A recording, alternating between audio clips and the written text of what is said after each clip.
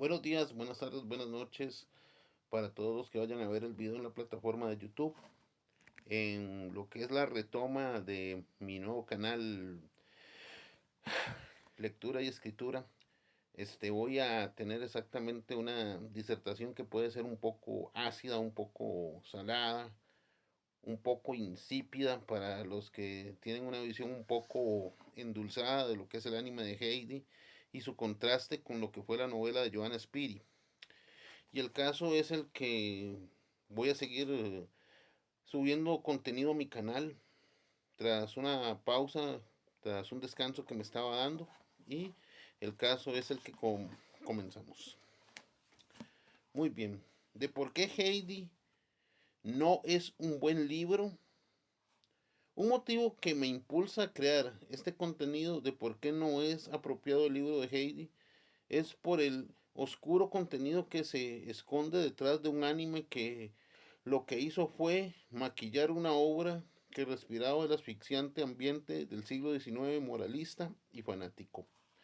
La primera arista sería el anime de 1974 que presenta una estandarización de la inocencia. Bueno, obviamente estoy muy consciente de que para la televisión de los años 70 sacar a todas luces lo que verdaderamente era el trasfondo de Heidi en un anime para niños, como que sería muy tosco, muy pesado. Pero el caso es el que ahora que ya la mayoría somos adultos, razonantes y pensantes, deberíamos ver exactamente ese trasfondo. Y bueno, continúo. Esta producción de Isao Takahata y con bocetos de Hayao Miyazaki había limado asperezas para la televisión comercial. En un primer aspecto se eliminaron los matices oscuros de la pobreza decimonónica para vender contemplación, naturaleza y merchandising de copos de nieve y rebaños de cabras. Bueno, el caso es el que, como ya lo decía, esta obra tiene exactamente lo que es un anime un poco nostálgico, pero que en cierta forma limó las asperezas más duras, más ásperas del contenido original de la novela de Joanna Spiri. Y el caso es el que vamos a seguir analizándolo y desglosándolo poco a poco. En un segundo aspecto hay un elemento dual y maniqueo que representa los Alpes y su entorno natural como un lugar de pureza inmaculada, mientras que la ciudad de Frankfurt es la prisión gris de la alta burguesía. Vemos este dualismo en que los Alpes se les pone como lo que es un lugar lleno de lo que es pureza, en donde no cabe ni un ápice de maldad, pero a la ciudad de Frankfurt la vemos como una prisión gris de la burguesía.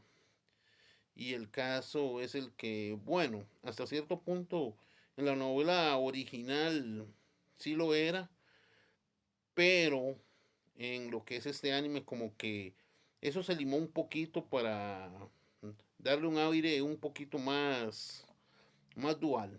Y comenzamos. En un tercer aspecto, la curación de Clara es casi un milagro del aire alpino. Pedro es un pastorcillo un poco a veces tosco y bobalicón, pero entrañable. Ahora, bueno, en todos estos aspectos se idealiza tanto la curación de Clara que es por un milagro del aire alpino, pero el caso es que también a Pedro se le pinta exactamente como muy, a veces ignorante e inocente en algunas cosas. Lo cierto es que vamos a hacer un análisis ya de lo que es la novela de Joanna Spiri de Heidi del año 1880. Puesto que dice de que ahora la novela de 1880 tiene un aire de fanatismo religioso, choques de clases sociales y oscuridad real. Vamos a ver los contrastes ya en este punto. Esta novela es en realidad en esencia un tratado de moral puritana y educación calvinista protestante. Aspecto primero, el abuelo y la religión. En la novela original, el abuelo de Heidi, el viejo de los Alpes, es un marginado social, un veterano de guerra con reputación de ateo y misántropo que odia a la sociedad. Bueno, en aquella época para calzar tenías que creer en Dios, aunque hipócritamente con tus actos no te apegaras mucho a lo que decías profesar, pero no podías ser ateo, tenías que creer en Dios y o pretender adaptarte al credo que socialmente se aprobaba en aquella época. Y exactamente en la obra lo califican al abuelo de misántropo y de ateo, porque no podía ser ateo en esa época. Y el caso es el que en la época victoriana así se les veía a estas personas, a los ateos, como misántropos que odiaban a la sociedad. Y eso, bueno, no es así. No soy ateo, pero sé que la mayoría de los ateos no son así, para nada. El tema central y la trayectoria del libro es convertirlo.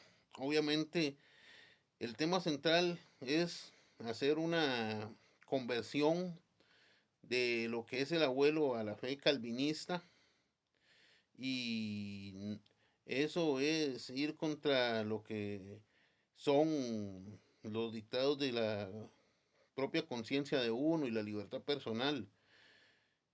Porque lo que es al final, la fe sincera de Heidi y la bondad de la abuela ciega logran que el abuelo vuelva a la iglesia y se reconcilie con la comunidad. O sea, para la única forma de reconciliación con la comunidad es que el abuelo vuelva a la iglesia. No hay otra forma.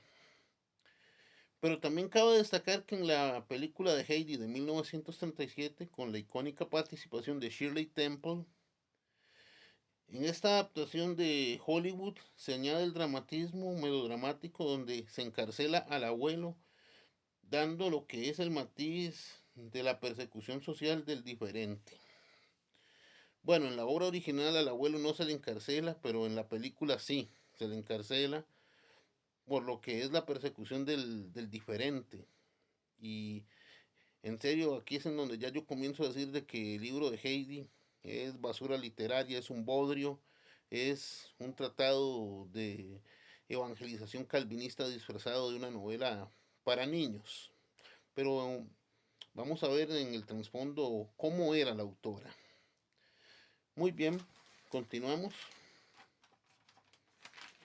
Aspecto segundo, el lado oscuro de la ciudad de Frankfurt. En la novela, Heidi sufre de un sonambulismo neurotizado y depresión severa por el encierro y el maltrato psicológico institucional de la señora Rottenmeier. Bueno, en la película de 1837 en la que sale Shirley Temple, la recomiendo que la vean. Sí, sí, tiene ciertos agregados hollywoodenses, como lo dije, con respecto al abuelo, de que lo encarcelan, cosa que no sucede en la novela, pero la señorita Rottenmeier en toda su esencia es un monstruo. Es alguien de una mentalidad cerrada, moralista, fanática y le hace un infierno la vida a la pobre niña que se deprime, se enferma y bueno, se enfatiza de que no es solo tristeza, la niña se enferma física, mente por el choque de clases y el rigor represivo. Bueno, obviamente no me hubiera gustado estar en esa situación con respecto a Heidi, a pesar de que ella es un personaje ficticio de una novela, pero el caso es el que, como lo vengo desglosando, no es tampoco esa inocente trama de una niña que vive en los Alpes, que es llevada a la ciudad de Frankfurt y pintan a los Alpes exactamente como el escape de todo y que el abuelo exactamente no es exactamente rechazado ni perseguido, sino que el abuelo es prácticamente la figura del marginado social. En aquella época, tal vez por su ateísmo. De hecho, Johanna Spiri era muy religiosa, era protestante, era calvinista. de la corriente de Calvino. Aspecto tercero. Pedro no era tan bueno. En el texto de Johann Spiri, Pedro siente unos celos tan tóxicos por Clara que destruye a propósito la silla de ruedas despeñándola por un barranco. Y esta acción es irónicamente lo que obliga a Clara a intentar ponerse de pie. Bueno, no es como en el anime de que la silla se cae accidentalmente. El caso es el que por cosas de guión puedo decir que simple, sencilla y llanamente Pedro es exactamente un celoso tóxico, puesto que, bueno, no tolera la presencia de Clara en el contexto de la novela. Pero bien, vamos a continuar con lo que es una lista de contrastes entre lo que es el anime del 74 y el contexto real de lo que era la novela de 1880. Anime del 74, bucólico, contemplativo y edulcorado, endulzado para la televisión de los años 70, en donde la niñez de Heidi, si bien sufre un poco en la novela, o mejor dicho, en el anime, me corrijo, bien, exactamente, en el anime tiene momentos de alegría con Clara, a pesar de que la señora Rottenmeier siempre está apoyando, siempre la está haciéndola perder la paciencia a la pobre niña. En la novela de 1880 hay un aire moralista, puritano, choque de clases sociales riguroso. En otras palabras, les vuelvo a decir, vean la película de 1937 de Heidi, en donde van a ver a la señorita Rottenmeier en todo su poder, en toda su expresión, como esa puritana, reprimida, religiosa, fanática, que quiere hacer lo mismo con la pobre Heidi. Y con respecto al abuelo en el anime de 1974, es un anciano ermitaño, pero sabio e incomprendido. Y en la novela de 1880 es un ex soldado ermitaño, marginado por su pasado oscuro y su rechazo a la religión institucional y su ateísmo. Obviamente, al ateo se le marginaba, tenías que ser religioso, sí o sí. Pedro en el anime de 1974, el fiel amigo campesino. En la novela de 1880, un chico resentido y celoso que destruye la silla de Clara. Y el conflicto. En el anime de 1974, nostalgia por la naturaleza versus frialdad urbana. En la novela de 1880, salvación espiritual, rigidez victoriana y salud mental infantil. Bueno, en otras palabras, como ya lo venía diciendo en el anime, hay una dualidad en que los Alpes son el lugar de esplendor e inocencia y la ciudad de Frankfurt es la represión gris burguesa, pero en realidad exactamente hay un trasfondo más pesado que la novela transmite lo que es religiosidad y lo que es adoctrinamiento calvinista. Muy bien, reflexiones finales. La televisión de los años 70 usó la animación japonesa para empaquetar una fantasía pastoril que alivia la ansiedad urbana de la época. Nos vendieron el tirol y el queso fundido mientras enterraban el verdadero trasfondo, la marginación, la rigidez social y las patologías del encierro de la Europa del siglo XIX. Bueno, en este aspecto voy a comentar ahora ciertos tópicos de la biografía de la autora del cuento, o mejor dicho, de la novela de Heidi, porque no es un cuento, es una novela. Cabe destacar que en unos breves datos biográficos de la autora de la novela de Heidi, Johanna Spiri, nacida en 1827 y fallecida en 1901, cabe destacar que su nombre real era Johanna Louise Heuser, nacida el 12 de junio de 1827 en Gisrel, una aldea rural cercana a Zurich, Suiza. Lejos de la visión idílica que transmite sus novelas, su vida estuvo marcada por la rigidez victoriana, el fervor religioso familiar y profundos periodos de depresión clínica. Bueno, no me extraña, sí. hubiera exactamente yo nacido en un contexto calvinista y puritano, yo también me hubiera vuelto loco, me hubiera deprimido. Muere en Zurich el 7 de julio del año de 1901 a los 74 años. Y hasta cierto punto veo un atisbo de lo que es tal vez un relato casi que autobiográfico en la novela de Heidi. Represión, exactamente, y lo que es fanatismo religioso familiar y un extenso periodo de lo que es depresión.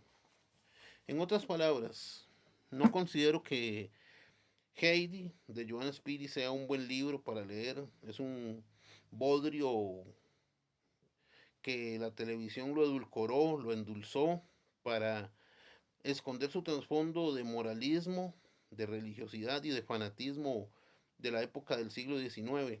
Y los insto también a ver la película de 1937 donde sale Shirley Temple, que si bien tiene ciertos agregados, es un poco fiel a la novela de Joan Spiri de 1880, la cual demuestra exactamente la rigidez del pensamiento de aquella época, la cual la televisión de los años 70 edulcoró, así como también hubo muchos aspectos que se solaparon para tapar lo que era la esencia real, puritanismo y lo que es eliminación de lo que es el criterio propio de no querer pertenecer a una organización de control mental como lo son ciertas sectas religiosas, y lo sé de buena mano. Bueno, se los dejo y gracias por el apoyo al canal.